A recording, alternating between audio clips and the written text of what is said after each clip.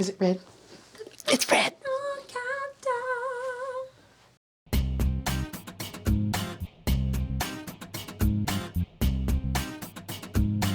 I guess I'm supposed to be taking the charge on this one. Today we're going to be talking about CRISPR-Cas9 is the what we're talking about. So CRISPR-Cas9. Cas9? Cas9, yeah. CRISPR. I didn't know that part about it. Yeah, it's the full name of it.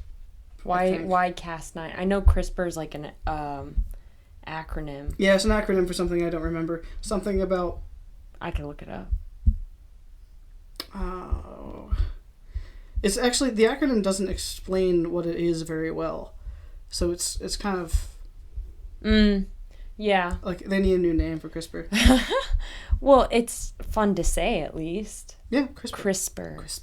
CRISPR. It's like Rice Krispie treats. Well, so, Daniel, what in the world is CRISPR, though? So, CRISPR, if you can find the acronym, stands for something I do not remember. Because I didn't take notes. Because I'm a terrible student. CRISPR, which is an acronym for Clustered Regularly Interspaced Short Palindromic Repeats. Yep.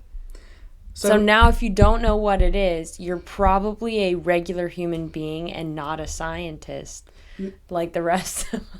Yeah, and then the people who do know who it is, and not who, they know what it is, and they don't know much about it, like me. We're not scientists either, but I'm... So I know sort of how it works. So why don't you ask me questions about CRISPR? It'd probably be easier to do well, that. I'll just say basically what my little finite brain understanding of it is. Basically, this is the recipe for a superhero. This is what I think of it as is you put little DNAs in and it reconstructs it into better DNAs. It's like a program that can rebuild DNA. And so it's what I understood it to be. So I was like, okay, this is like superhero 101 right here. Or superhero villain 101 right here. Where you reconstruct your bioengineer your the way DNA I've heard it to described be is enhanced or whatever. So the way I would describe it to a 5-year-old is that CRISPR is a biological tool that scientists discovered that they could use to almost like scissors for editing strands of DNA or RNA. I forgot which one, but I think it's RNA. DNA. Wikipedia says DNA. Oh, so must be true. Wikipedia is always right about everything, huh? Cite that on your college paper about We could CRISPR. actually go to CRISPR's actual website. Oh yeah, they do have a website, don't they? CRISPR Therapeutics, gene-based medicines. I understand how CRISPR has their own website as if it's like an organization. CRISPR's a thing. Huh. It's like saying Apple is your website. Who would name their website or their company Apple? Ding, ding, ding. There is somebody who did that. So, anyway, okay. Okay. Well, they have a website. I mean, okay. So they're CRISPR Therapeutics, kind of like it's trade journalism. So that's what their company name is. Gene editing is how they would describe it. A specific, efficient, and versatile gene editing technology we can harness to modify, delete, or correct precise regions of our DNA. See, what did I tell you? Superhero, villain.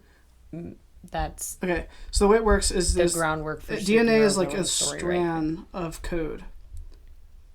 Maybe that's what RNA is, but like a strand of code. Yeah. Is a biological code that every living organism has, and it, at least on Earth. And it's actually not just a having thing, it's what you're made up of. It's kind of like the source code to a website, but for your the physical makeup of who you are. Like this, it's not the small. It's not like we're not talking about atoms. We're kind of talking about molecules a little bit. I mean, if anybody took biology in high school, they know what DNA is. They probably know what DNA is. So CRISPR, what it was, is so scientists, I think in 2012, not sure if I'm correct on that, but they discovered 2012 CRISPR.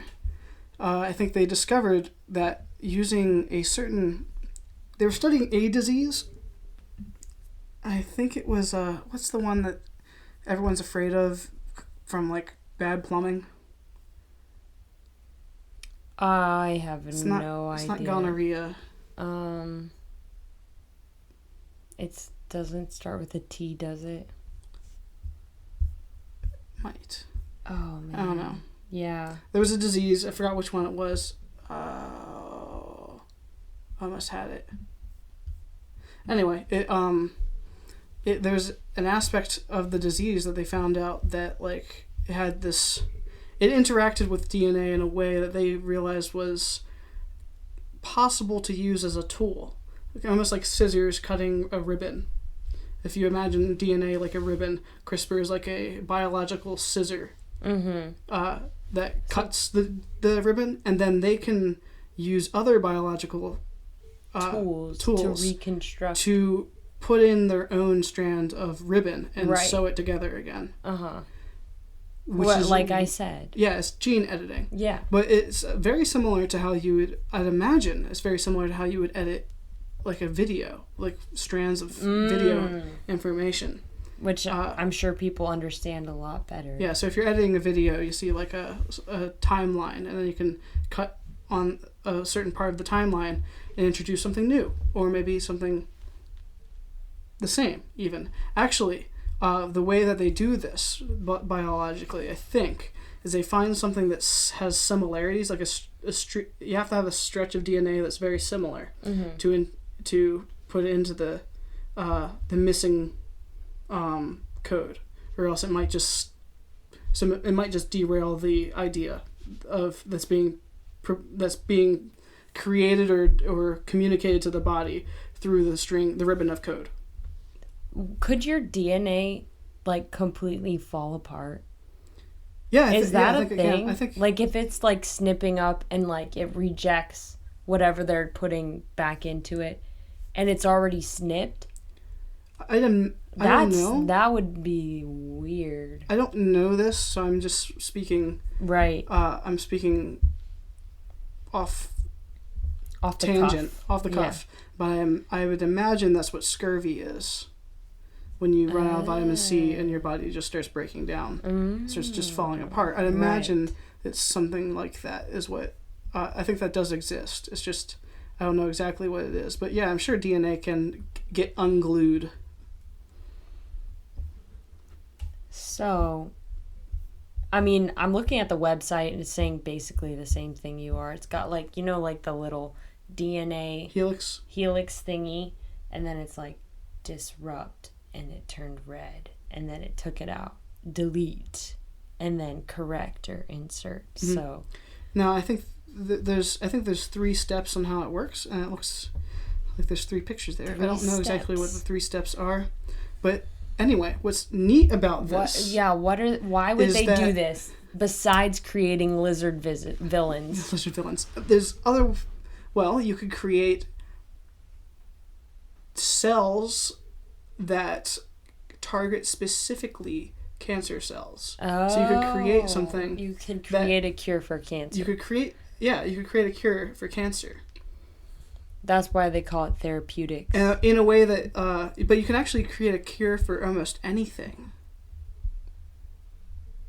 Because I think you could. Yeah, because, well, I mean. Any genetic disformity in a human being, you could technically code out of someone. If it's a genetic disformity. Yeah. Because, like, there's diseases that are, like, outside of the genes, you know. But you can you could maybe make, for instance, with COVID, I think I'd imagine that you could create a string of information that you could put into someone's immune system that causes it to handle the COVID virus exactly accurately to the way that it needs to handle the virus in order to get basically to like get rid of it. Genetic manufactured immune system. Yeah, you can do that, or you can do things like genetically modified babies.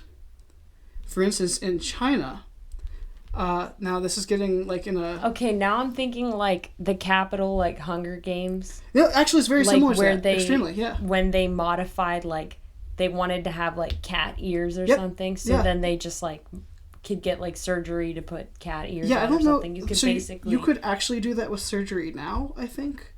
If you wanted to. Yeah, but this is like you could grow it naturally without surgery. Potentially, if you knew how to make the code to make that happen. Right. Right now, they know how to change a child's eyes, so you can decide what eye color your kid has.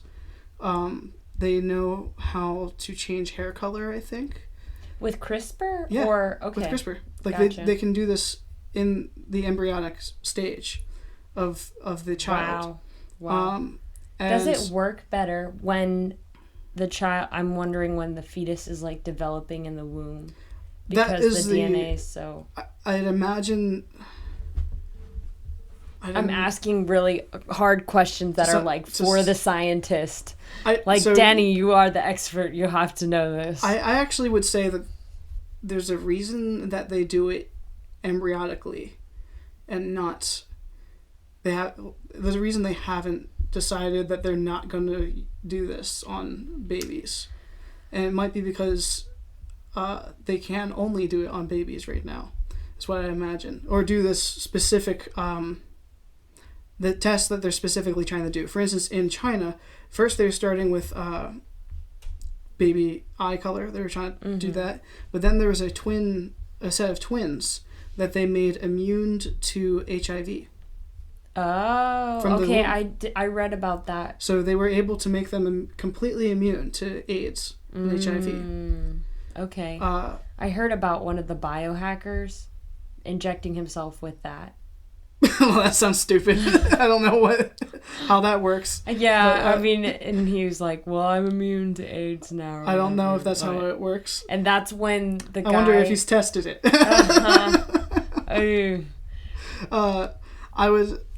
I'd advise that he doesn't. I would say, I'm like, don't put the thought out there, because these biohackers, man. So moving into that vein of this entire thing. So basically... CRISPR has opened up like a whole new world in the bio community. Yeah, I would actually say potentially so they haven't. So one of the guys I was watching on YouTube that was explaining how he uses CRISPR, because he actually toys around with it.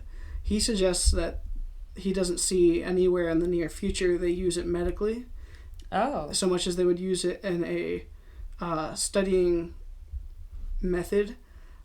There's another thing in China, about your... So I think the reason he said that is because it's very difficult to make sure it works. Right. So sometimes the code... So I think it's more often when you snip the DNA, it dies and your body just makes new DNA to replace it. Instead of it recreating itself. Right. And most often... So it's kind of a shot in the dark. Yeah, it's like a shot in the dark. So the people probably won't use it medically, except for... And that actually might be why they use it on infants, and not infants, fetuses. Because they're not yet... Their code is not finished, and it's easier to manipulate that, potentially, in a way that sticks. For instance, like being born with blue eyes instead of brown eyes, or being born with... immunity to HIV, or maybe even a possibility of being born without the ability to get cancer, which could be interesting. That would be interesting. But we'd have to find... Talking about your superhero thing. Oh, gosh. So I thought the superhero thing was kind of like, oh yeah, this is silly. But the Chinese... Because the Chinese are really interested in this. It's always the Chinese. CRISPR. It always starts with the Chinese. No, everything you've done so far, everything that you've said about that's developed anything with this has been the Chinese. It's because they're the only people not questioning the ethics of it. They're just like, they're humans. That's what I Everybody thought when dies. you first sent this to me. The first thing my mind did was like ethics. I don't know. Yeah. Like Americans have Western culture might have issues with this, but I'd imagine like, okay, if you can get rid of cancer in a generation, shouldn't you? Yeah. But you should also test. You should test. But what if you accidentally end up turning everybody into geckos? Or monsters, yeah, of some sort. Yeah. Or they just die, like clones do. That'd be sad. Genocide, and that would be very sad. Well, yeah. But and probably impossible to recover from. Like all of the kids are dying. But we were trying to make everybody not die from cancer, and instead we so people can make mistakes. So there does need to be testing, obviously, and that's what the Chinese are doing. The West probably looks down on the idea of testing babies with it by already. When we using babies as test subjects is a bad idea, I guess, to them, which is true. I'd imagine that there's an ethical reason not to do that. But an interesting thing about the superheroes is they created a German Shepherd that has twice as much muscle mass as on average as any other German Shepherd. So it's Captain America German I wouldn't say it's Shepherd. twice as strong or twice as fast, but it has twice as much muscle mass. Okay. Whoa. That rhymed. But so it's spitting verses right bars. Why did you have to say it in that voice? Like Trump? Bars. Bars. Bars. Bars. Bars. Bars. But so basically it's a Captain America German Shepherd. Yeah, it's the first Captain America. The first Captain America is actually a here's dog. The interesting thing about that is we sent dogs to space first. Wow. And not too long after that we sent humans. Okay, I'm like not sure whether to be sad for the dogs or jealous of them. I am almost convinced that superhumans already exist. Oh. Because of this. Like, do you think the Chinese would find that that's a thing and then not do it to some Uyghur in like a concentration camp just to see? Oh man, I don't know if I should say it on camera, but yeah, I think that there's a possibility. There is a possibility, or even like I don't know. Sounds like a pretty good Marvel series. Though, it does sound. Yeah, some Muslim out there wants to make some cash off of the people who don't like Chinese. But so, I forgot what Captain I was China is like Captain a Uyghur. China. Captain China. Captain China. Oh, that has such a terrible ring. They just call him the chairman. Oh, the chairman. The comrade. Oh, that could be his name, Comrade. Comrade. There we go. That actually has a much nicer ring to it. So Comrade is like Captain China. Is a Uyghur that was tested on, and he's like, actually sounds pretty cool. So there, learns kung fu. Yeah, I mean, I would believe that even maybe outside of China, some of this someone's stuff is tested already, it. Yes. Yeah, like I'd imagine if. I mean, honestly, if I had a kid, I'd be like on the fence of like trying to convince my wife to go through one of these tests. Because I'm interested. That's so scary, though. It is scary. You never know. Especially you don't know if the dogs, what it's gonna do. Well, you gotta see what it did to the dogs, and like if it didn't do anything terrible to the dogs. But your child is not a dog. That's true. But they have different. But it could also be like it'll interact. A with superhuman. Or it could just have a lot of muscle mass. Yeah, it could be like a not steroid. Actually, yeah. Which could be a problem. Yeah, why would you do that? You can just take but steroids. Imagine having like a baby that is like Arnold Schwarzenegger from birth. I don't have to imagine it. There is one. There's a kid out there that does he have it's actually like they did disorder? Like it's a disorder. He has like crazy muscle. Me. I know, I'm like that sounds like a they call it a disease. I'm like, I don't know. That kid's over there like lifting a couch by himself. Yeah, he's 5 years old lifting like a couch. That sounds like A+. Like this is a good thing. Yeah, good job, kid. Yeah. Be different. Different. Make kids. Make more of you. But but the thing is, it's not genetically passed on. I don't think. Well, he's a kid, so we don't know. Well, I've only ever seen his video, but I'm sure there's other people that have the disease. If someone did this genetically, the disease. Well, here's an interesting thing. What if someone made a kid with this double double muscle mass situation. Mm-hmm. And then... You mean like the dogs? Like the dogs. With CRISPR. With CRISPR. Okay. And they did it to a baby. But they also made it so that the gene passed from... the gene was inheritable.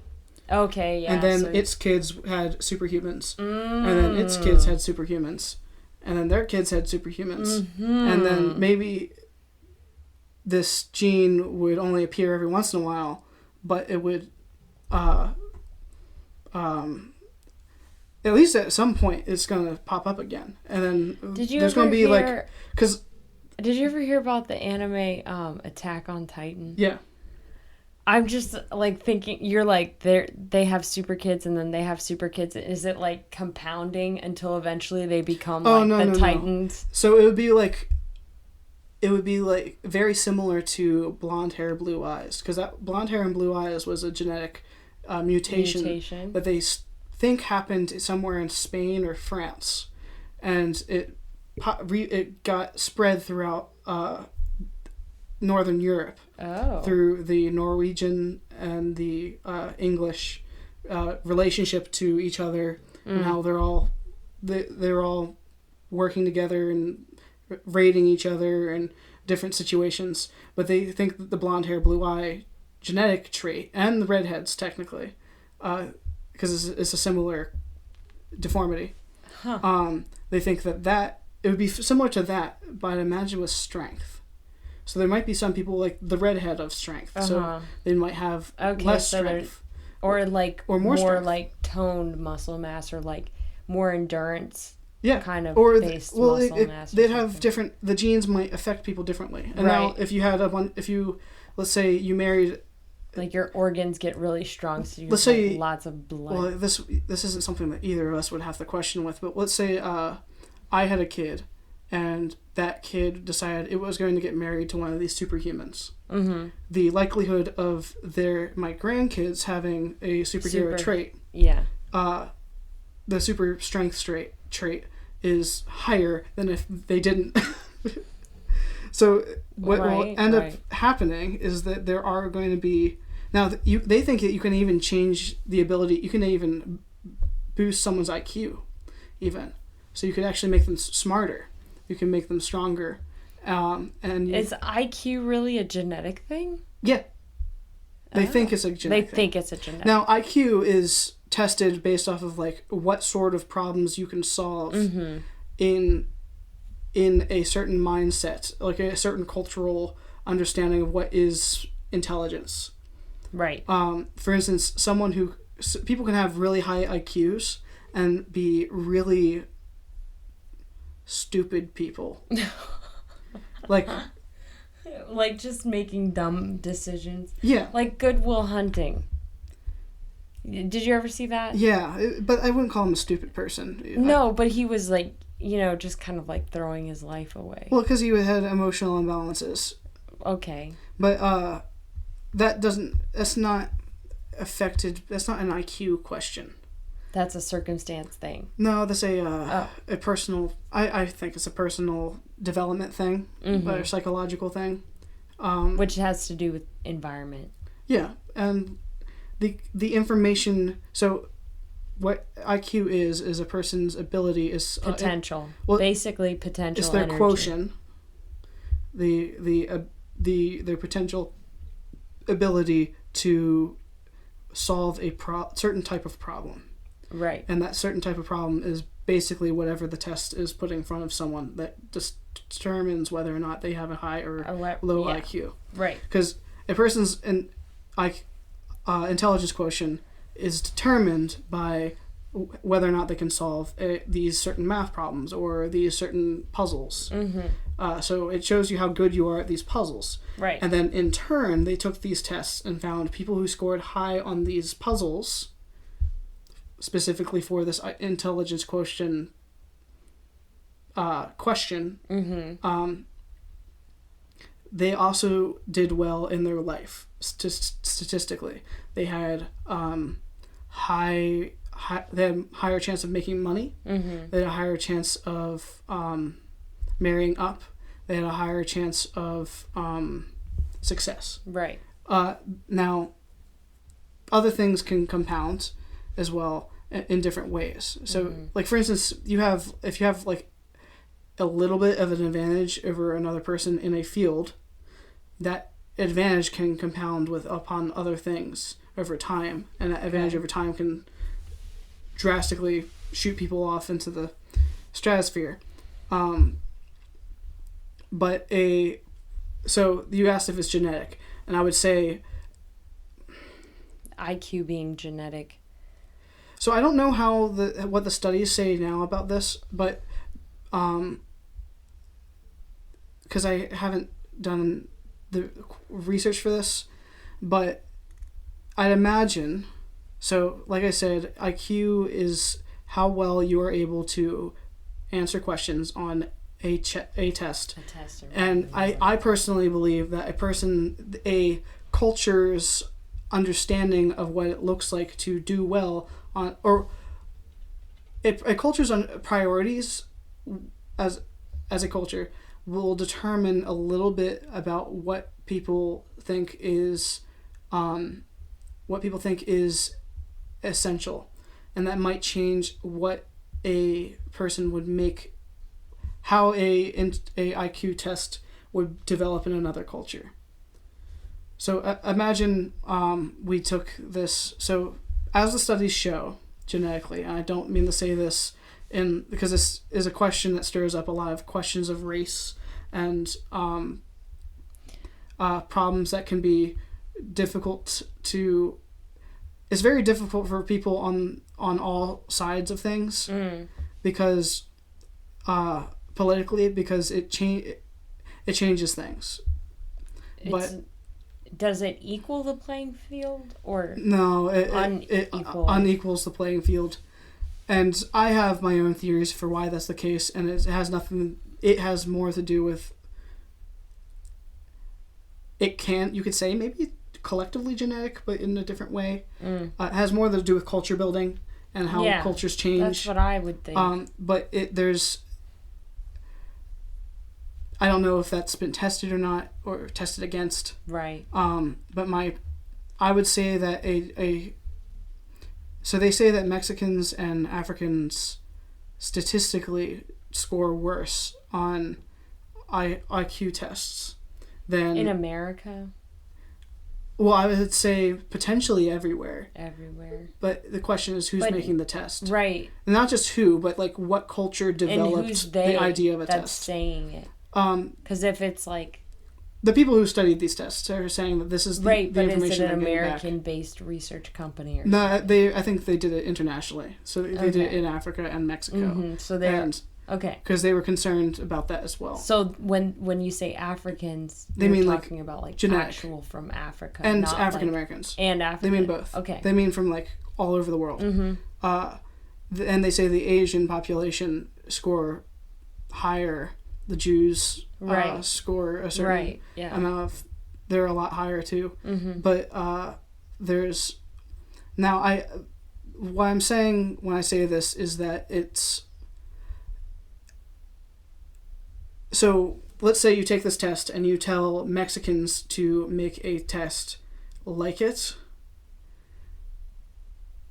They might just make the same sort of thing. And they might be like, oh, this is how this test has already been made. So I think it actually matters where the test, or where the idea of IQ... originally is where it was actually birthed. Right. Not just made, like the test made. Like where the idea originally comes from. Where the idea of intellectual quotient comes from. Right. Because that I think that matters when it comes to my how guess would all be the tests somewhere in Europe. Go. Yeah. I think it has something to do... It's probably one of those German places. Mm-hmm. Now, and so IQ is a metric that a lot of people use to determine whether or not someone's intelligent. Yeah. It certainly doesn't determine whether or not someone's a good person. Oh, wow. Check out the first article that pops up. IQ tests have a dark history. Oh, it's probably just... The French. It comes from the French? I'm pretty sure. So... Just at a glance. I'd without imagine much insight. they're probably saying it has a dark history. It's probably just some. It says insider. Who Business Insider. It just sounds like it's probably some people that were trying to cast shade on the psychological community. Because IQ is basically how all psychology is built. So psychology is built on the backbone of IQ studies. So if the IQ stuff is all BS, then all of psychology is BS. Right. Sort of in the same way that, like, I wouldn't say it that way. It's not all BS, but it's really hard to test. I was going to say, is it BS or is it just relative? Well, that's the question. Or does it just shift? I think it is sort of relative as to, like, where the idea of what is intelligent and what is not intelligent is birthed is important to whether or not someone will score high on that, because a community is going to decide what is more useful or more intelligent based off of what works for that culture's genetic achievement.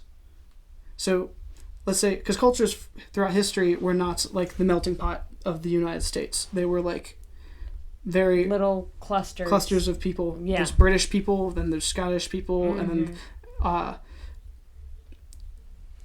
like, you could say we've been having race wars forever.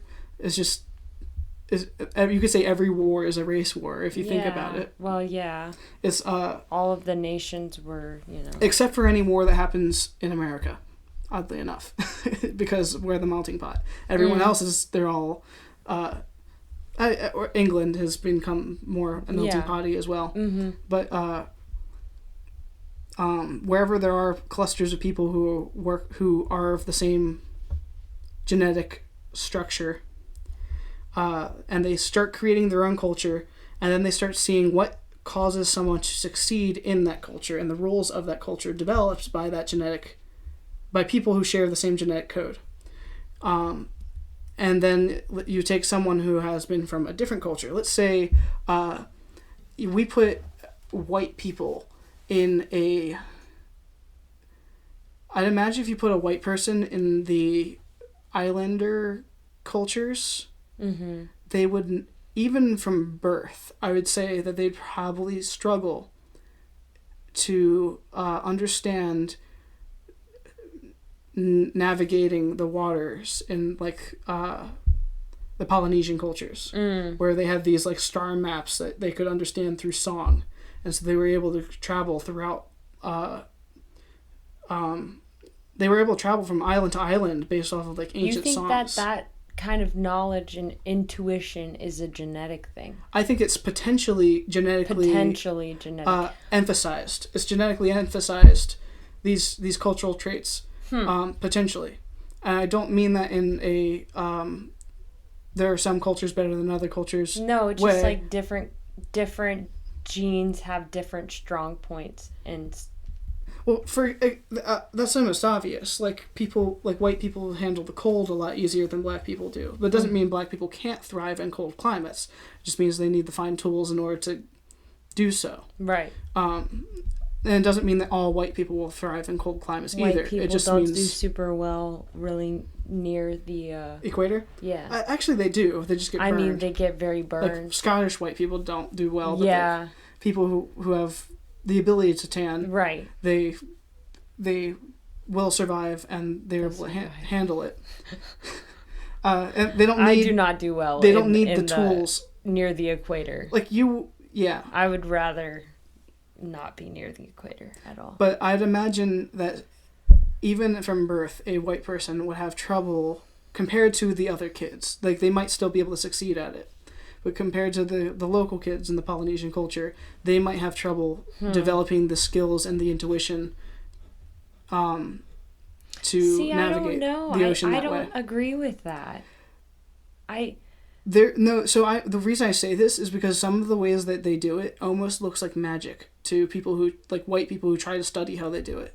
Even, like, adults who are trying to figure out. But that's what I'm and trying to map out how it works. Some things, there's some things that little kids learn that become, like, second nature to them.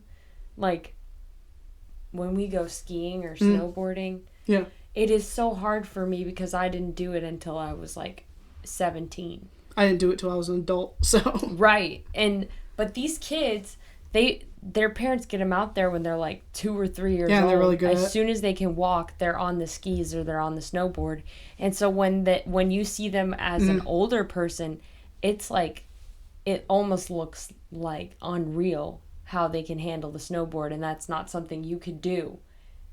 Like, so the way that a child that's takes true. a skill with them. But they've done studies on other cultures, like they say African cultures, like people from Africa, statistically do better at learning new languages than white people do. And that might be a genetic thing because of how many languages there are. Because they have so many tribes there that they're like, they had to learn a lot of languages in order to communicate with. I also think it was probably easier to travel between tribes than it was up north, because up in the northern areas, winter closes down the roads. People don't travel. They don't go through the streams as much. There's not as much social activity. There's not as much. Yeah, there is social activity, but not between cultures that are diverse. Separated by long distances or anything. Or the mountains. Climbing over mountains instead of plains is a little bit more difficult. Right. Even if that plain is a desert full of lions and tigers and bears and elephants, I would imagine the plain is actually safer to travel than like a mountain range. There's a bunch of mountains everywhere. That's an interesting comparison to make right there, to see which one is safer. Yeah, I think I'd rather sleep in a cave with like stone on my back. But you imagine that the cave is actually going to be there, or that you would even survive the rock climb to get to the cave. True. But like, imagine like not knowing whether a lion's gonna jump out and rip your head. Well, that happens in caves too. There's mountain lions. Yeah, so but there are mountain lions, but I mean. Well, yeah. There's avalanches. There's other things. Just falling. Gravity is enough. Yeah, gravity's pretty scary. Yeah. So, wind can even just blow. Like I was climbing once in Asia. I was at a really tall mountain, and there was father and daughter were with me, and they were like, the daughter was like 9, I think.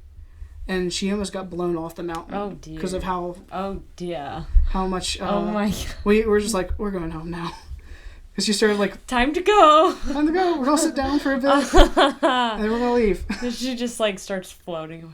And it wasn't because she was like... It's like a Studio Ghibli cartoon. It wasn't because she was close to the mountain's edge. It was because the mountain was so windy that she almost got knocked off of it, like picked up. Because we were actually having trouble climbing, like walking. Oh, it was hard to walk straight on top of the mountain. So it was...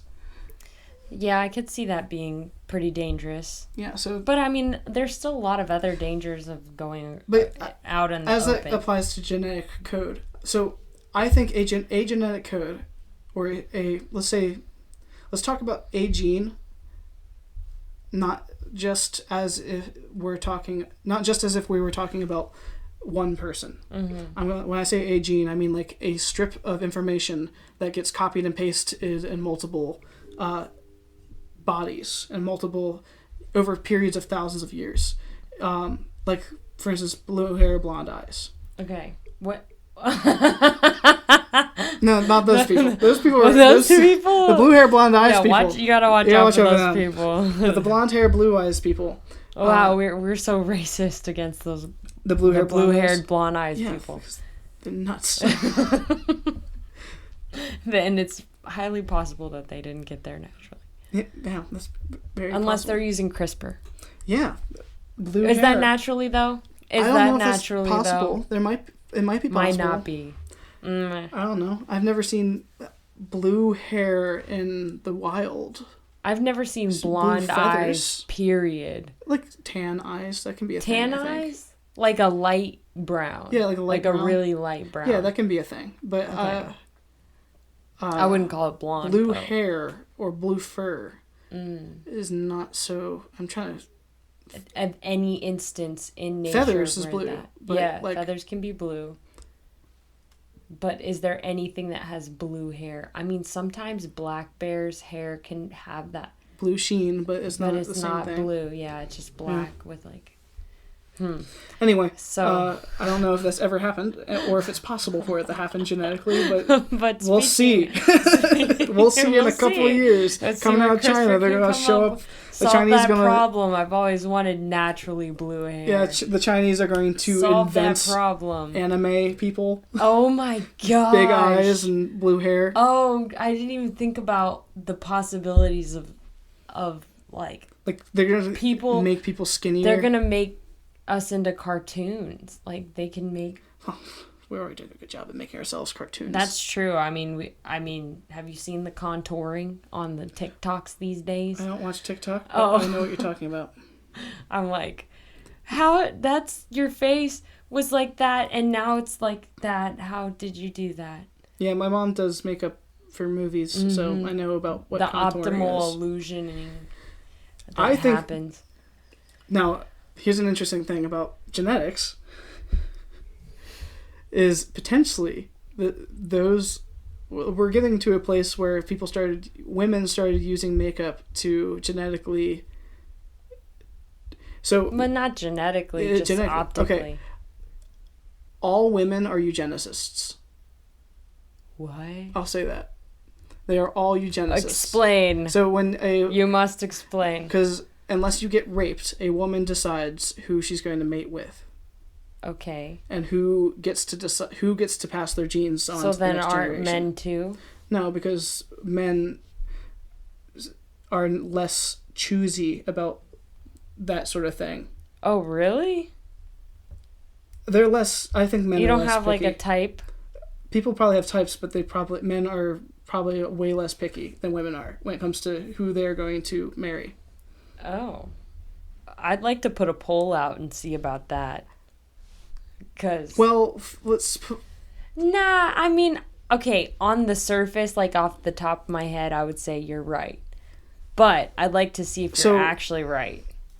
Another thing is when men are choosy. They are choosy in different ways. They actually will choose based off of what looks most healthy.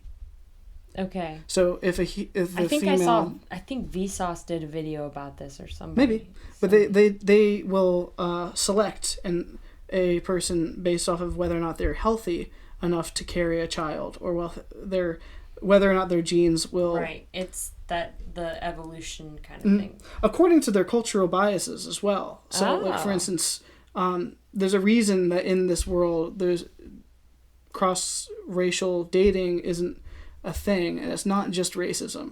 I think it's because they. Well, you mean it's not as big of a thing, because it is a thing. It is a thing, but it's not as big of a thing because. Right. It's. I'd not, imagine it's not like 50% interracial. Yeah, it's not like that. And 50%, 50% non-interracial. And I don't think it's because of hatred racism so much as you could say it's racism if you want to go that route, but it could be a sort of racism that's not just not even subconscious, but it's like you might make the conscious decision to mate within a genetic code, a pool of genetic code that is more similar to you. Which is subconscious, I think. Well, people might do that subconsciously, and they might do it consciously as well. Mostly because there could be not just cultural things, but other things. People might not like the smell of another person. Where is this coming from? What do you mean? Like, where are you getting this idea? Is this from your head? Yeah. Or have you heard somebody talk about this or anything? I think I've heard people talk about this before. Because to me, this is like, I would never think of that. Think of people selectively. Yeah, like I think cultures do this too. Like they selectively. So let's look at.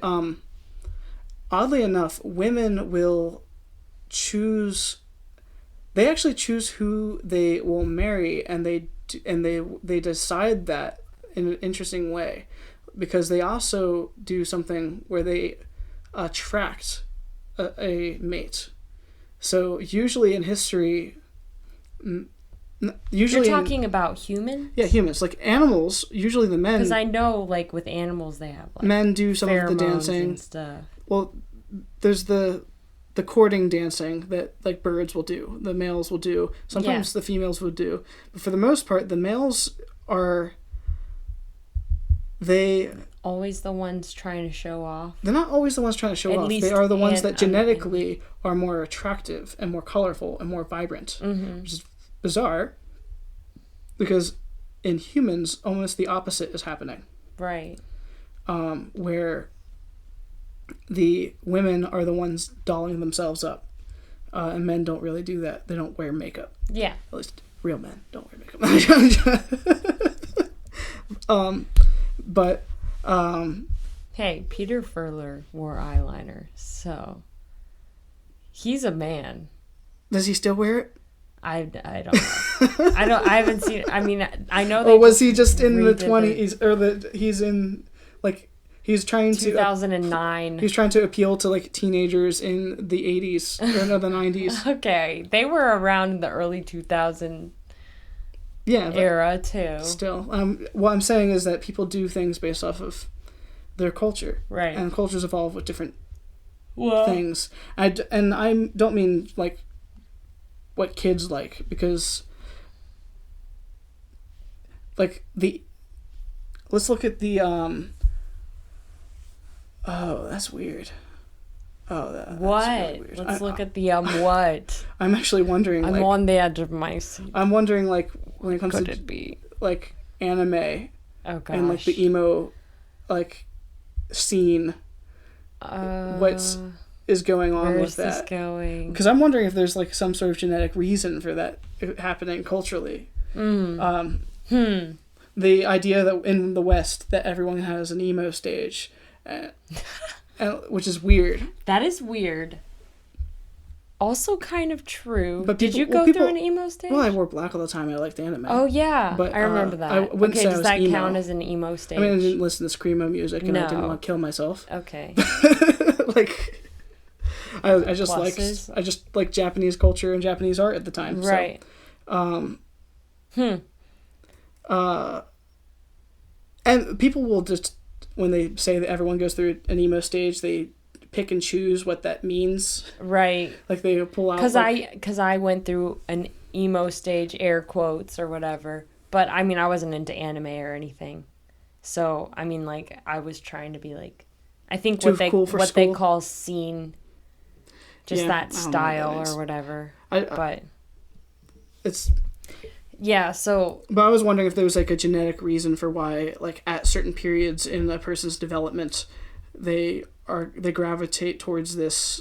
Very emotional. Anime is extremely emotional. Self-destructive, I would say. Not just physically or even emotionally. I mean, like, if you were going to try to pick a genetic specimen to make more genetic specimens with, anything happening in the emo culture would go off to the side it doesn't work in evolution. Like, this is not working. This person... Wait.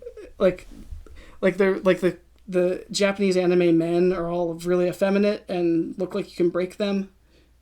So it's like they're not going to be able to provide for anything. Like, what's going on here? It's really bizarre. But they're not, like... So I mean, easy to break. Well, they're like with the swords and that's everything. because it's. I mean, I don't watch anime or whatever, but that's true. That's maybe more. So of like they're like super powerful. They have like magic or whiny. some kind of power or something. They're still whiny. They're emotional. Characters. Is the thing. It's not but whiny. It's emotional. A lion shows up and starts eating a bunch of other. I think that's what it is because teenagers. You talked about Attack on Titan. Those characters would not be able to handle the world that the Attack on Titan brings. The only characters in fantasy that would be able to handle these giants is a character like Aragorn or Boromir. But the characters do handle it though. I mean, I've actually never seen the show. I've just obviously seen they clips. handle it. They handle it poorly, but I think. Well, otherwise you wouldn't get what is there like 5 seasons of it or something. But the thing is, here's what I think. Going back to your, like, is there a reason that they have anime interest at a certain age or whatever? And I think it's emotional development. Because, like, as you're growing into adulthood and you're starting to kind of like actually develop like deep, profound emotions, these anime, it's like a lot of deep, profound emotions in these animes, and so it's like learning or like the young adolescent mind is like learning or fueling off of that kind of potentially emotion. I don't know what's going on with that. I don't think anybody knows. I was just bringing it up because genetically it's bizarre. It is kind bizarre. Of like, why on earth? So, for instance, well, I'm sure a lot of parents would want to know. A lot of parents want to know why in the world is my kid emo staying up all night to watch this show. Well, story. People like stories. And yeah. Like, there's the overcoming story, like Goku. He just finds a problem and just works out hard enough that he can solve it. Like that's... Anybody who wants to do that and come on this podcast, hit us up. What because do you mean? Find a problem and then just work out until you can solve that problem. I don't know if that's actually an answer. I'm sure there's a lot of Instagrammers who would want to just solve problems by working out. Yeah, that's their ideal answer right there. That sounds like a hilarious series on YouTube. Like if I was someone who likes working out, I'm gonna solve this problem by working out. If I was, isn't it called One Punch Man or something like that? No, he doesn't have to work out. He's just strong enough to do it. He already does. But no, he does 100 push-ups every day. Yeah, that is the joke. He does. But whatever. One Punch Man, I like that anime. But, he's my favorite. To me, that's just like an entire. The whole thing is satire. Joke. Yeah, it's satire hilarious. on superheroes. Honestly, hilarious. But yeah, I think. But One Punch Man is the ultimate workout until you solve a problem. Why did I word it that way? So work out until you solve problem. That's the way I've been wording it. But that's the joke. I think... Can you work out until you solve all the problems? Well, I don't think lifting weights is going to push the... Solve starvation. Yeah, it's not going to stop a kid in Africa from starving. Or could it stop... There might be ways of doing that. I guess that's what they... Like the doing like a 5K run for charity is. Oh. But... That's like very indirectly solving problems, yeah. But if you ran a 5K for charity and that charity actually did like make a well somewhere in Africa, yeah, I mean like then people you run are a superhero to works help research for cancer. You were like Goku. They should have the Goku run, or the Goku Man. Olympics. What's the One Punch Man's name? Sayatama. I don't know. Okay, that doesn't have a nice ring. We're not naming a run after him. Anyway, we'll go with Goku. Goku run. The Goku run. The Goku run. Work out until you solve all the world's problems. The Goku-a-thon. What about healthcare? What about anyway? We're piracy. Super divergent. Oh yeah. What about the CRISPR problem? Is that a problem? Okay, so there could be a problem. So yeah, if you start. Oh yeah, actually, even in this best situations, of which I was bringing up earlier, where it actually does work. Where it does work, and you have kids being born with superpowers. Right. I don't mean like ideal situation, like the laser eye thing. I mean like they're super strong and they're superhuman. Or like they're immune to cancer. Or they're entirely brilliant. Like they're way smarter than anyone else. Like they don't even need to go to high school. They just like, you know what? This is a waste of their time. Let's just send them through college. Let them get their doctorate at 7. And like if they're that smart, like oh wow, has that ever happened? I think the youngest person to ever have their doctorate what happened recently, and she was 17, and she was from Montana.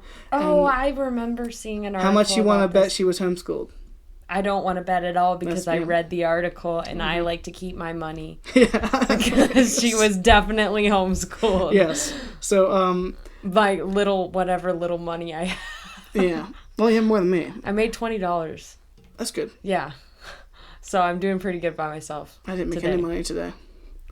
So, but I could if you would take that bet. Like I'll bet you $20. Oh well, I will not be losing my $20. How much you want to bet that CNN is talking about Trump or January 6th right now. Not a lot of money. You know, they're actually talking about it went right out now. in the pollen and I got pollen So and keep that money? allergies and I was snotting and my eyes were crying. Okay. So I'm going to keep that money. All right. And not make bets. But can we solve the CRISPR problem? The CRISPR, even in its best situation where it's being absolutely benevolent, it creates a power distribution. Let's say whoever has access rich to people can buy access to super smart and super tall and super strong children. Yeah. And so then those children end up dominating everything. They're rich, they're tall, they're smart. They destroy everyone at sports. They just, oh man. Yeah, that's a very bad idea. Is it bad? Because it's making things better. But then the poor people who can't afford their kids to be, or even the religious who think that this is absolutely unethical, immoral. Yeah. Like the deeply religious people who are, or even just deeply ethical people. I wouldn't call them spiritual. Ethical, but suspicious, deeply suspicious people would say, this is against my conscience. I'm not going to let my kids be subject to being awesome. Which is like we're just gonna take the L because we're holy. Yeah, we're just gonna take the L because we're holy. Oh my god. What happens to that? That's scary because a world. Because then you have all the holy people suck. Yeah, all the holy people and suck. And all the people that don't care. They're like, yeah. I'm just going to be the best. It would be like the biological equivalent. The very best. It would be the biological equivalent of Amish people trying to get somewhere or trying to farm something versus someone who has all the technology to do it very quickly and very cheaply. Oh, okay. So I see what you're saying. There would be genetic Amish. Genetic Amish? Wait, what? They're not interested. Like, it would be the genetic equivalent of Amish people saying, we're not interested in editing our lives. Oh, gotcha. Okay, so we stay away from... We're not playing God. From the gene coding, just like the Amish stay away from electronics and technology. But those who do play God and play with electricity and play with... brain implants that give them access to the internet like that instead of they don't have to use this. Yeah. Those people, they can communicate with each other psychologically, just oh gosh, through thought. Oh no. Those people, that's terrifying. Could stomp the Amish. Now the Amish, but would they haven't been stomped. That's what I'm saying. So it's like theoretically you would think, yeah. They have we already have technology and stuff, but they are bending their rules a lot. So they're finding ways. They're not being stomped. They're just being melted. They are conforming slowly. Right. It's like ice sitting out on they're conforming to 75-degree day. Well, here's the deal. In some ways they have to. Like when it comes to getting not a credit card, but getting some sort of digital currency and banking systems. That way they can trade with people who aren't Amish. So they actually have to... Because they exist in this culture, they're actually having Well, they have to do business with it in order to survive. Right. Because that's how they make money. Well, they used to... They could do business with... Just do business with each other. No, they would also do business with people who aren't Amish. They would just... They wouldn't loan from them, and they would trade with them. So I don't know that much about Amish. So people they would sell stuff, and then people would buy it, but they would use cash, and so the cash could get moved around. Okay, so basically what you're saying is, even if we have this, like, the genetic Amish, they would end up having to slightly modify if they didn't want to go extinct. They'd have to figure out a way not to trade with these people, but to perform... To coexist with them in a way where they don't get completely obliterated by... Like, one thing you could do is not send your kids... super enhanced intelligence, super enhanced speed, super enhanced... whatever. You know, it's like normal person versus super enhanced. But here's the thing. I know how it's going to work, actually. Or at least how you can test how it's going to work before it happens. Well, okay, don't you need the normal people to stick around so that the super enhanced ones actually seem super enhanced? No. No. They just keep getting super... So what you do is everybody becomes super enhanced, so then it's normal. They just get more and more super enhanced. So then you gotta get super, super enhanced. Yeah. And eventually there will be a day where people can jump they think over they're things. God. Well, they wouldn't think they're God, because at every point in time someone would put them in a... Someone else will be able to put them in a chokehold. So, right. Wow. There will be a humbling at every stage, because someone's going to be weaker or stronger or smarter or more clever. You can be smart. You could be more clever than someone who's super smart, but if someone who's super smart thinks you're being honest with them all the time and you stab them in the back, you've won. Yep. Depending on how you morally think about winning. Right, exactly. But people who cheat and get away with it do sort of get away with it in the short term. Sometimes, yeah. Sometimes, even in the short term, they don't. But well, that's not getting away with it. Right. Okay. Yeah. But I would say. Okay. What's gonna happen?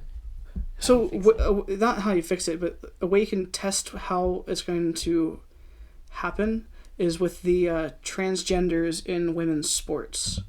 If you look at how parents and women respond to transgenders in women's sports, whatever happens there is probably exactly what's going to happen in genetically enhanced. When it comes to genetically enhanced children.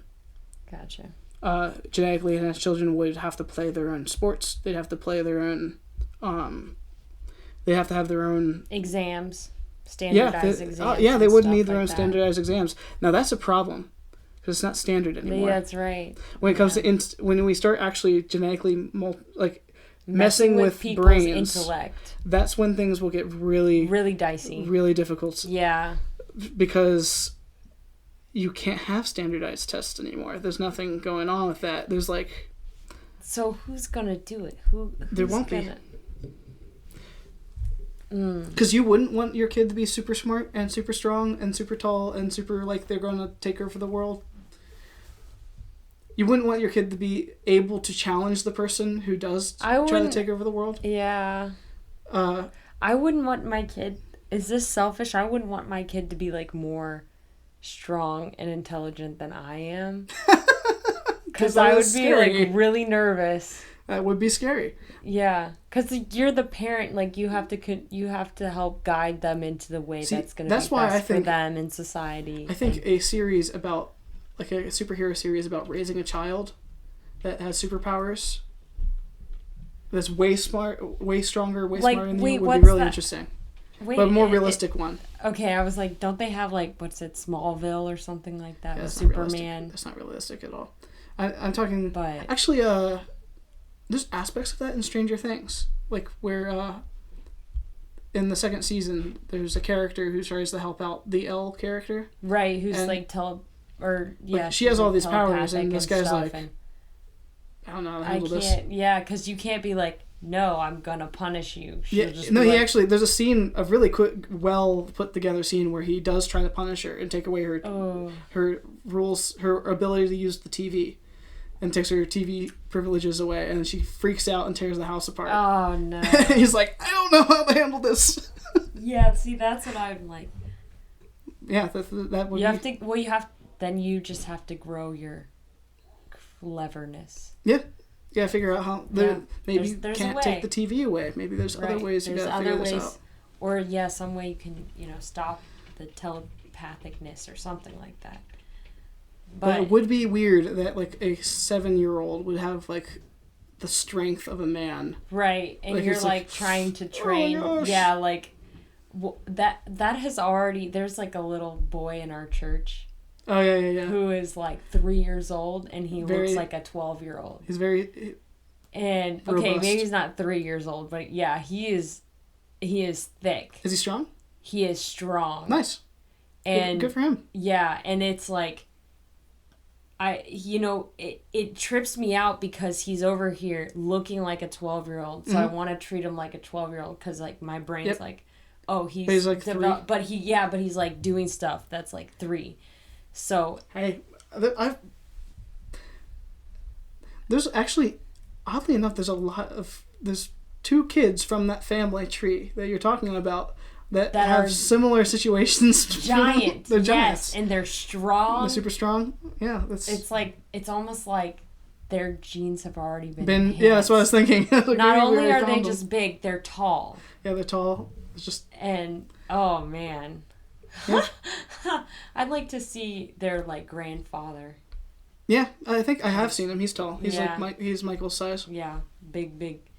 But, I don't know, man. That's a crazy idea. Mm-hmm. So, well, I think this conversation has... Yeah, that's been good. I don't know what the solution would be. A solution I'd bring to the table for we didn't even talk about this. This is where things get really scary. Really the scary. Biohackers or... Yeah, the biohackers. CRISPR is already available to buy for $100 on the internet. Yep, it's called the Odin. Well, it's like almost $200, but... Oh, yeah. I think you can get more and more... In between 100 and 200. You can actually... get more options. You can get more options for how to use the CRISPR. Mm-hmm. Different, like... MS teaches you how to use it.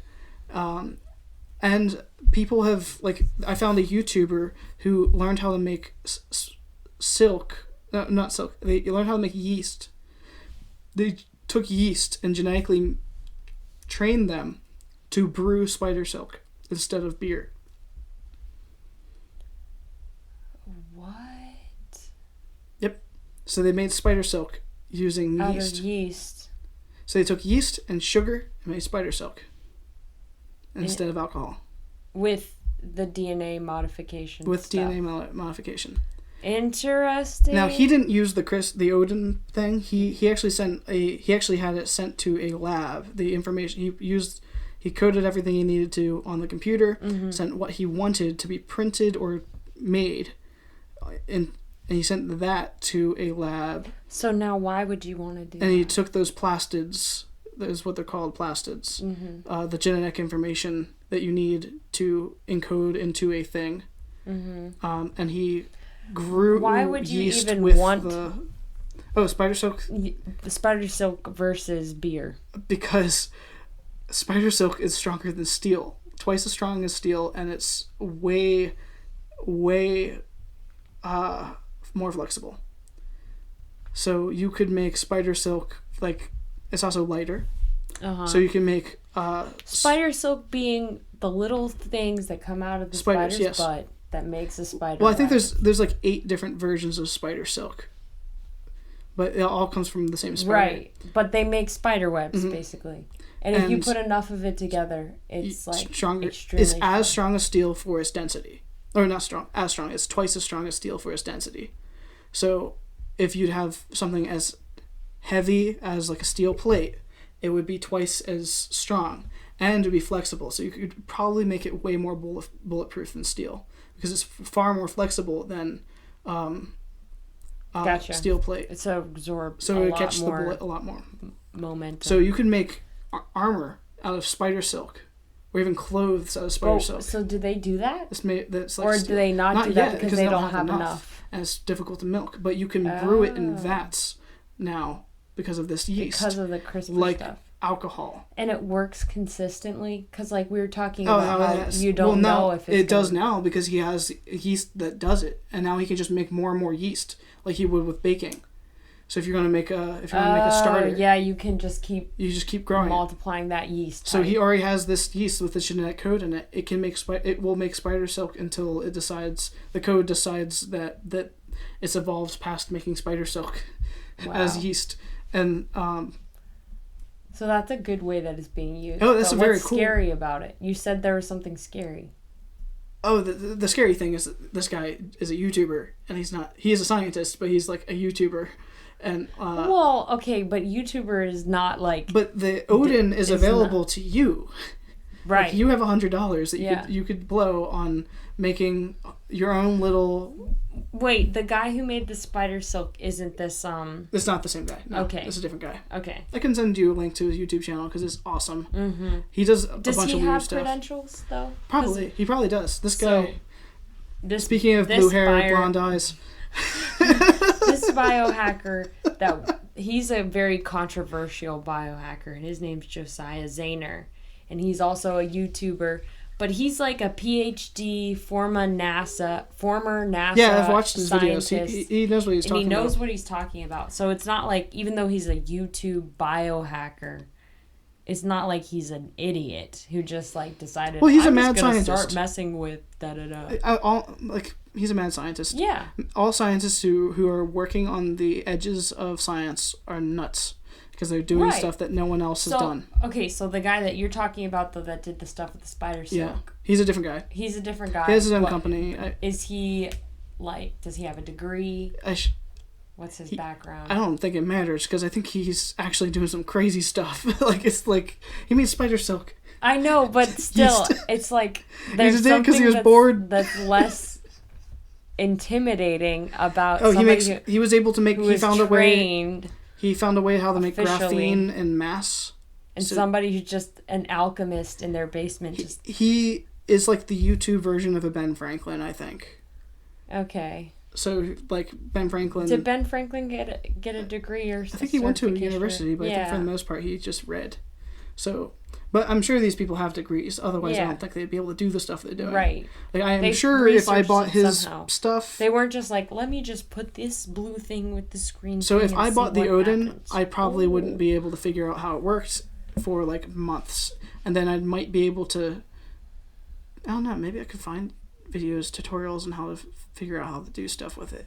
It is crazy. So the Odin is find tutorials for basically anything. Yeah, the Odin is a CRISPR kit that you can buy from like anywhere from, I think it was 30.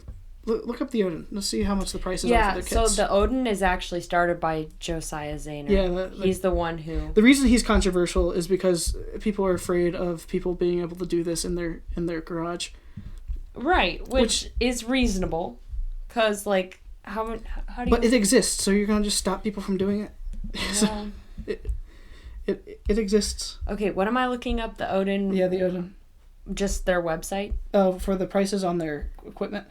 So if you want a bioengineering 101 beginner kit and video lectures, $200. That's $350. $350. Mm-hmm. If you want a genetic design starter kit, grow jellyfish bacteria, that's like $40. All right. Genetic engineering home lab kit, so the whole Shazam, $900. Okay, so $1,000. You drop $1,000 and you have the bare tools to make your own biology lab. You get to play God on a small level. I'm looking at what this human tissue culture and engineering kit. Nice. So he basically is trying to figure out how to $400 make more human tissue. Mm-hmm. Little cancer cells. Pocket PCR machine. I don't even know what that is. It's really neat stuff. But yeah, what is a PCR machine? Do you know, or is that one of those sciencey things? I don't know what that is. I'd imagine this has to do with whatever this $100 thing is. BioArt microbe mosaic. I think that's just a piece of art. I think they sold BioArt, or is it like? Maybe it's made out of like some kind of. It's probably made out of that. The stuff that's jellyfish. The glowing jellyfish. Oh, because they found a way to make these jellyfish. No, the jellyfish already glow. They find a way to make other stuff grow? Yeah, glow. Yeah. Glow. I think it's yeast. Is it yeast? I have no idea. Bacteria. It's bacteria. So someone took that bacteria and found the way to organize the cultures of bacteria with different colors. Oh, to create a mosaic that is actually alive. A living mosaic. That's kind of neat. But yeah, that's So that's what he's doing. He's basically a rogue scientist. Yeah. Selling things to the masses. But people endangering everyone's lives. So in Germany, himself on YouTube. In Germany, they made it illegal to do this editing biology thing. They're actually about to in California too. What? California? How you can be so backwards? Well, so Who do you think they are? They want to cut kids. They haven't made it yet, but he's under investigation. Oh, in California. For what they're calling... malpractice in medicine? Practicing medicine without a license.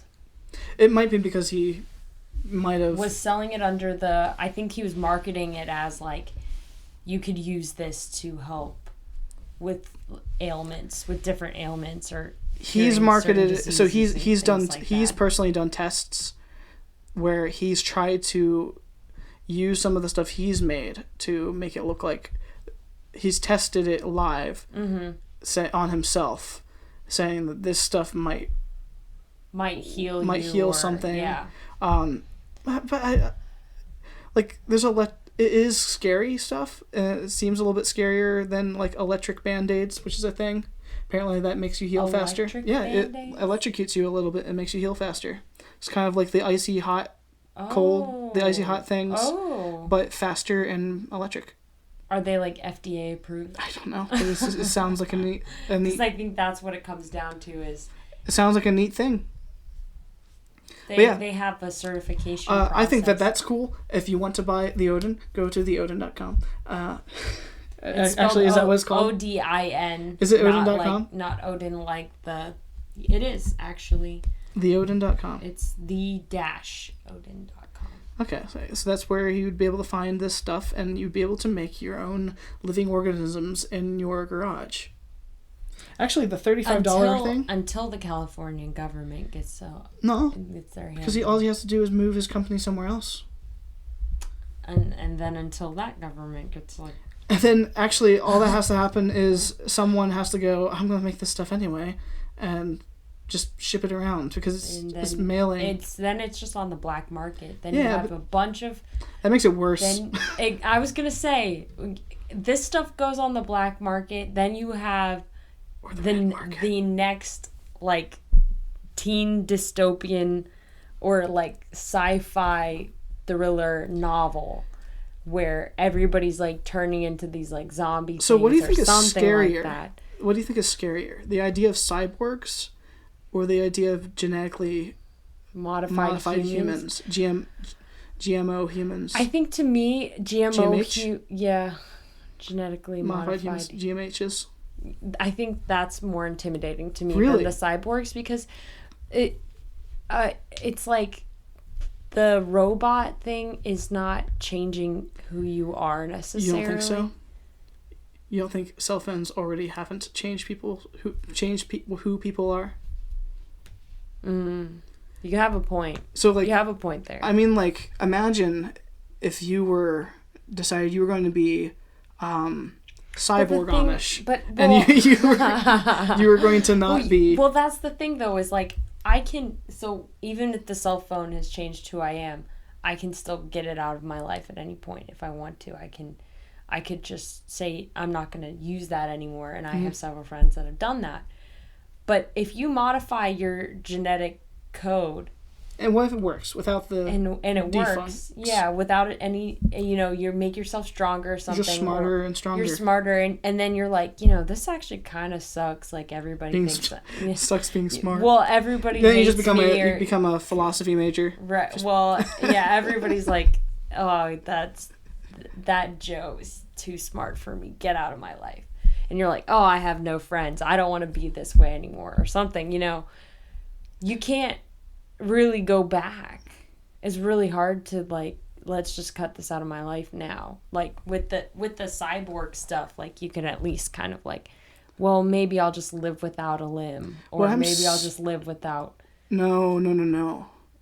So with the cyborg, or you're thinking like half of the brain is a computer kind of thing. No, like there's a computer chip in your brain that allows you to connect to the internet. Okay, that's terrifying. No, and it allows you to connect with each other without sending anything. So, like, you and I, let's say we both had the chip, and we were able, like, Musk is working on this right now with pigs. This is such a terrible idea, because I'm just thinking, like, we can't even get the artificial intelligence right now outside of our brain. Like, today, my mom texted me, and, like, Siri decided that it was going to read the text to me and was like, do you want to respond? And I was like, no. And it ended up sending a text to her that said, oh, wow. And I'm like... Now, that's voice-activated stuff, and that can be difficult. But what I'm saying is... So you can't even get a simple function what if you don't have it...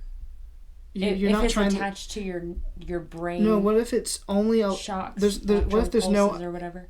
AI happening, and there's no artificial intelligence, and it's just your brain being able to connect to the internet and use it like you would with your fingers, but you don't have to use your fingers. You can just think things. Okay. Your thoughts can go... You can get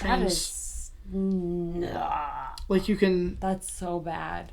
You can That's think such a bad THE space, and like you can think that instead of typing it. Right. And it would do it so quickly that you would be able to basically send messages to people within seconds. Yeah. And not just that, you can even send images you've seen. How do you to people. stop from receiving things like, imagine, like, I don't want to look at my text messages you could probably right now. do that. You could probably wipe it from your idea. You could probably almost like shut off the notifications almost. Say no more notification. I'm blind to the internet. Incoming reception. I'm blind to the link. The Neuralink is what Musk's thing is. But you could probably do that, and you can turn it off in the same way that you were just talking about with digital stuff. Yeah. But what I think is interesting is what's going to create better people. Because I would imagine genetic modification would create better people than cyborgism. So cyborging sounds more concerning to me, because it would, for instance, you make someone smarter and they're actually genetically smarter, then whatever they touch becomes, they are actually able to make something cool. Because it was organic. Because it's organic. But if you are smart because you have access to Google, then you're just only as smart as Google is. Yeah. And now that can be extremely smart. I was going to say, however, that ends up making you as smart as the collective. Yeah. So you end up having intelligence beyond yourself. That's true, and that's what artificial intelligence. That's what Musk is trying to do by melding artificial intelligence with human intelligence. As intelligent as the whole. And that makes you have access to everyone's intelligence, potentially everyone's intelligence that they want to share. Yeah. And that could make you exponentially way smart. However, you, the individual, are just a drone. You're a drone that spouts information. So let's say you have the genetically modified superhuman and the cyborg who has access to the Neuralink. Yeah. And both of because they're actually evolving at a similar pace. Okay. These two scientific situations. What happens? Well, I'll get to that question later. What happens if they're both? When you put them if together? Superhuman. Oh my god. That would be pretty cool. We're done. That would be out. Bye. Potentially the Ubermensch, but oh my god. That'd be funny.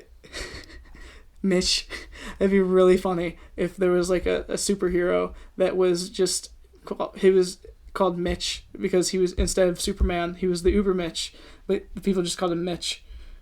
The Ubermensch? Superman in German. Oh. So that's the Ubermensch is what Hitler was trying to reach. It was a idea.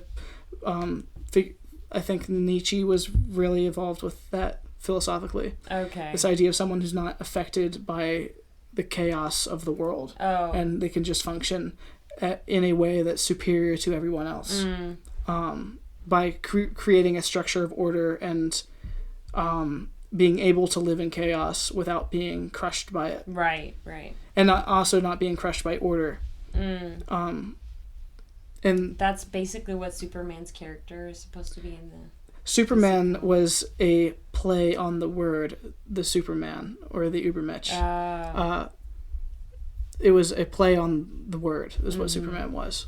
So Mitch. So imagine Mitch. Mitch is the one who's both of them together. No. So let's say there's someone who's just has the genetic. Okay, cyborg and then the GMH. The GMH. Yeah. And the cyborgs. Let's say they have to compete with each other. The physical specimen. Now, cyborgs can also potentially make you can potentially make muscles like cybernetic muscles. They've never been able to make them so they were as flexible as human muscles and as strong as them. Now they didn't have the spider silk, but we just talked about they're making like steel muscles. But because they're not as flexible as human muscles, so they weren't able to create an exoskeleton that's as flexible as human movement actually is. Right. So it's really dopey. But you might actually you might have to use spider silk in order to do Iron Man. Okay, don't get off on the tangent. Keep going with the thought before it runs away. Okay. Let's say you create you have a exoskeleton with a brain computer versus someone who is genetically modified. awesome. Yeah. And they have super strength and super intelligence. And then they are competing for the resources that all of the normal people still need. So it's kind of like, it just sounds like a really bad time to be a goon, like a regular person. Yeah, you go and die. Actually, that sounds like a wonderful idea for a series, like a movie, would be The Goon. And it's just this character who lives as like the villain. He's not a villain, but he's like the goon of the villain. He's just some guy. He works for this guy who's against the superheroes. And he doesn't know why he's against the superheroes. But there's like the cyborgs and the genetically modified humans that are like brilliant and powerful, and they're not evil. They just exist better than everyone else. Which is kind of like, okay, that's... Everybody's just jealous. Yeah, and everyone's angry with their mom for being Amish. And so... I'm normal, Mom. Why'd you make me normal? I wish I was strong. No, I wish I was super like normal. Johnny. Like Johnny, like Mitch. Like Mitch. I wish I was like Mitch. So, okay, so you keep on saying... You keep on putting them side by side, but you never ever finished that thought. Of the Uber Mitch? No, of... Oh. Which one's better? I think morally, the person who has the genetically... not morally. Or... The incentive to be more if you're gonna do like individualistic... The incentive to be more individualistic and morally sound, not just self-interested, but... have sound judgment of how reality actually works outside of the digital space. Physics. Now you could know a lot about physics because you live on the interweb or the interlink, and you can figure out all that information. Yeah. Maybe even way quicker than the guy has the super intelligence of a regular human brain. Not regular, but an enhanced human brain. Right. Or the organic brain. Somehow I imagine that there's the opportunity for the organic brain to have more incentive to be humble and less sure of themselves than someone whose all of their information comes from the collective that they could question if they wanted to. You just feel like that would be a thing. But even if... Yeah, I do. Yeah. But even if they could question the collective, like say you had all the information, you already know, and you could question it, but it'd be a waste of time because it's worked for this thousands of people. Millions of people have figured it out. Maybe it didn't work for everybody, but... maybe it didn't work for everybody, but maybe maybe you don't understand why it didn't work for everybody. It's worked for most people, and you'll follow it worked for most people mentality about different problems or different ethical questions, and I'd imagine that would cause you to be less concerned with people who disagree. So let's say the person who's not dismissing them. The person who's not connected to the link, they'll just dismiss them as the people who've never read. These people are just illiterate, because that's what they would be. Because if all of the information is being transmitted digitally, then these super strong, super smart illiterates, they exist away without the access to the cloud, and you might just dismiss them. You just don't know that you should have been there. kind of mentality. Yeah. Even from humor. They might, like, these people wouldn't even understand the memes that these people are talking about. Oh, yeah. Their cultures would be so diverse. However, one would be more dismissive of the other. I think the interwebs would probably, the cyborg people would probably be more dismissive. I'd imagine of the GMOs because of the backing of the mob, or I've got all of these people with me. Yeah, and then the person is just an individual who's super big, or super buff, and smart. It would be like the geeks versus the Chad. It's just like it's the age old, the jock and the nerd back at it again. It would be kind of like that, but not. That sounds like a more simplification. Simplification. This is a simplification of the question. Right. Well, we have to simplify it because our brains haven't gotten to that point yet, so we don't understand. That's another thing. What if someone was twice as smart as any human has ever existed, genetically? Oh my gosh! Like they're twice as smart as Einstein. Mm-hmm. And they could just figure out. Then started figuring out relative. What if the all of the stuff in the black GMO hole that people made the advances that allowed people the quantum. Well, they made all the scientific advances that made it possible for people to be cyborgs. That's probably what would happen. That is probably what would happen. That's probably how it's going to happen. And then they make themselves irrelevant. That's exactly irrelevant. how it's going to happen. And then they make themselves irrelevant. And that has been your predictions with Danny for the day. We have it every time. It never fails.